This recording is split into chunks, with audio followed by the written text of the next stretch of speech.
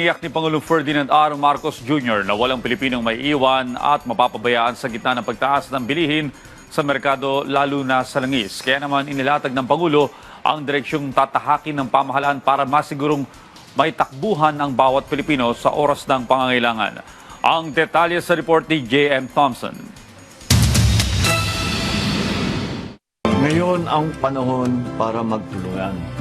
Ngayon ang panahon para maipakita natin sa buong mundo ang katangian ng bayanihan na nasa puso ng bawat Pilipino. Panawagan yan ni Pangulong Ferdinand R. Marcos Jr. sa gitna ng nararamdamang krisis dulot ng epekto ng tensyon sa Middle East. Hinikayat ng presidente na buhayin ang diwa ng bayanihan at iwasan ng pagkakalat ng maling impormasyon na nagdudulot ng takot sa publiko. Bawat isa sa atin ay may magagawa namang paraan para makatulong. Pagtitipid man, magtulong sa kapwa, o kahit sa pamamahagi ng tamang impormasyon at hindi pagkakalat ng fake news. Huwag naman sana tayong magdagdag pa sa problema. Tiniyak ng Pangulong Marcos ang pagpapatupad ng hakbang para maibsa ng epekto ng pagsirit ng langis. Simula ngayong araw, epektibo na ang 50% diskwento sa mga LRT2 at MRT3.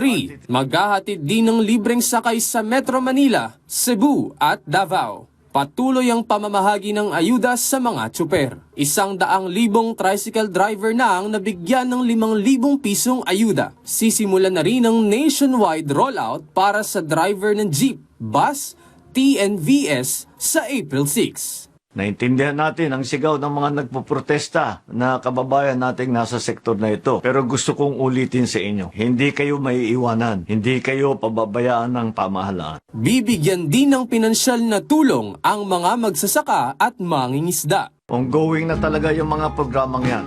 Pero nagpatagdag pa tayo ng 50 million sa mga regional field offices. Siniguro ng Pangulong Marcos na sapat ang supply ng pagkain at binabantayan ang presyo ng bilihin. Patuloy na gumugulong ang pagbebenta ng 20 pesos na bigas. Nakikipag-ugnayan sa mga manufacturer para maipako ang presyo ng basic goods. Nakikipag-usap na si Pangulong Marcos sa mga bansang nagsusupply ng abono para matiyak na may pataba hanggang Hunyo.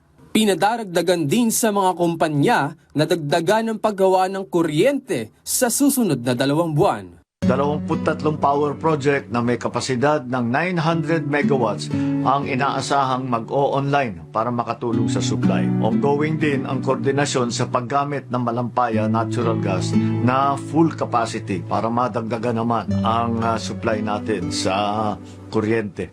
Nilalapitan na rin ng pamahalaan ang India, China, Japan, Thailand, Brunei at South Korea para makakalap ng karagdagang supply ng langis. Maganda naman ang naging usapan natin, buti na lang at talagang kinakaibigan natin sila at sila ay handang tumulong sa atin. Asahan naman ninyo na nandito lang ang pamahalaan bilang inyong takbuhan at sandalan.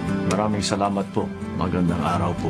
J.M. Thompson para sa Pambansang TV sa Bagong Pilipinas.